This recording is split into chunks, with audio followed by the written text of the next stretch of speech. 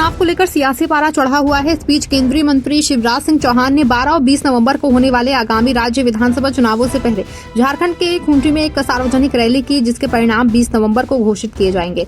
Rally के दौरान ANI से बात करते हुए शिवराज सिंह चौहान ने विश्वास जताया कि झारखंड की जनता दृढ़ता से भाजपा का समर्थन कर रही है। उन्होंने दावा किया कि पार्टी के लिए समर्थन की लहर झामुमो कांग्रेस गठबंधन को सूखे पत्ते की तरह उड़ा देगी। जनता लोगों का समर्थन भाजपा के साथ है।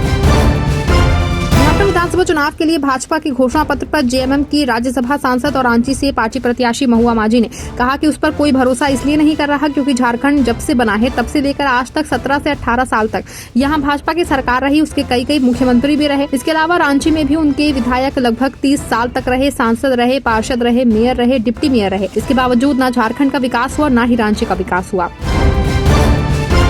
उत्तर प्रदेश में होने वाले उपचुनाव को लेकर के सियासी पारा चढ़ा हुआ है। वहीं इस बीच उपचुनाव पर बोलते हुए समाजवादी पार्टी के राष्ट्रीय महासचिव शिवपाल सिंह यादव ने कहा कि उत्तर प्रदेश उपचुनाव में 9 सीटों पर इंडिया गठबंधन के प्रत्याशी चुनाव जीतेंगे। साथ ही चंद्रशेखर रावण के बयान पर भी अपनी प्रतिक्रिया दी।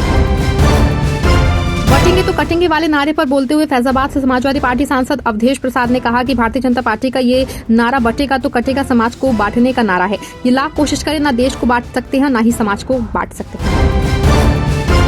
भारत सरकार के साथ लॉरेंस बिश्नोई की संलिप्तता के कर्नाटक के आरोपों पर बोलते हुए पंजाब कांग्रेस प्रमुख और सांसद अमरिंदर सिंह राजा वारिंग ने कहा कि सरकार को लॉरेंस बिश्नोई की भारत सरकार के साथ संलिप्तता के आरोपों को स्पष्टीकरण देना चाहिए।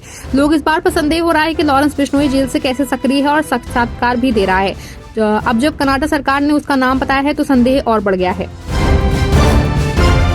झारखंड चुनाव को लेकर सभी राजनीतिक दल एक्टिव मोड में नजर आ रहे हैं। वहीं इसी बीच CM सोरेन की पत्नी कल्पना सोरेन ने JMM कांग्रेस गठबंधन की जीत पर भरोसा जताया है। उन्होंने राज्य में सरकार द्वारा किए गए कई विकास कार्यों का संदर्भ दिया, जैसे कि अबुआ आवास पहल के तहत लोगों को घर प्रदान करना और कैसे सरकार ने राज्य के 45 लाख परिवारों का बिजली बिल माफ कर दिया।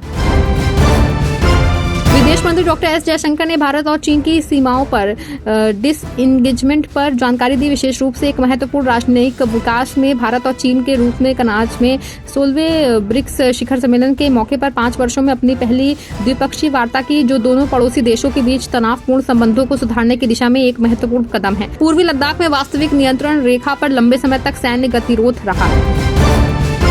श्रीनगर में कश्मीरी पंडितों के लिए एहसास फाउंडेशन की तरफ से रिलीफ कैंप का आयोजन किया गया। सभी धर्मों के लोगों ने मिलकर कश्मीरी पंडितों के लिए रिलीफ कैंप के जरिए खाने पीने की व्यवस्था की। हाल ही में कश्मीरी पंडितों के घरों में भीषण आग लगा दी गई थी, जिससे कई घर जल के खाक हो गए थे। एहसास फाउंडेशन ने रिलीफ कैंप का आयोजन कर भाईचारे की मिसाल पेश की है।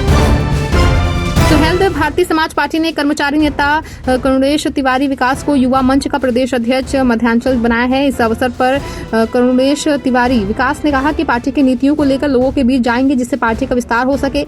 इसके अलावा सरकार की योजनाओं को जन जन तक पहुंचाने का काम करेंगे। साथ ही कल्याणकारी योजनाओं गांव-गांव में लागू करने का जिम्मा उठाने की बात कही।